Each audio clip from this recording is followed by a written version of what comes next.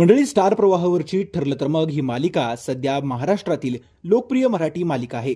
या मालिकेतील सायली, अर्जुन आणि प्रिया हे तीन पात्र नेहमीच चर्चेत असतात।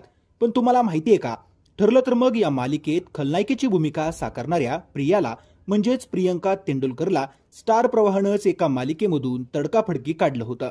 याबद्दलचा खुलासा स्वतः अभिनेत्रीनंच एका मुलाखतीमध्ये केला आहे। प्रियंका तेंडुलकरनं स्टार प्रवाहावरील साथ दे तू मला या मालिकेत नायिकेची भूमिका साकारली होती, मात्र तिला चॅनलनं अचानक काढून टाकलं।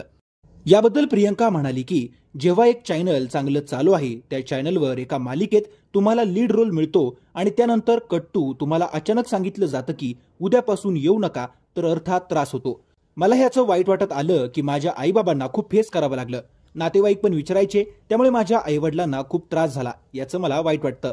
पण लकीली आज मी त्याच चॅनलवर काम करते आणि जेव्हा मालिकेचा रीडिंगचा दिवस होता तेव्हा आमच्या चॅनलच्या मॅम आहेत त्या मला भेटल्या, तेव्हा मला खूप बरं वाटलं। म्हणूनच मी स्टार प्रवाह वाहिनीचे आभार मानू इच्छिते, कारण तुम्ही मला पुन्हा एकदा संधी दिलीत। तेव्हापेक्षा आता जास्त मला प्रेम मिळतंय आणि मी कायम ह्या क्षेत्रातच राहीन।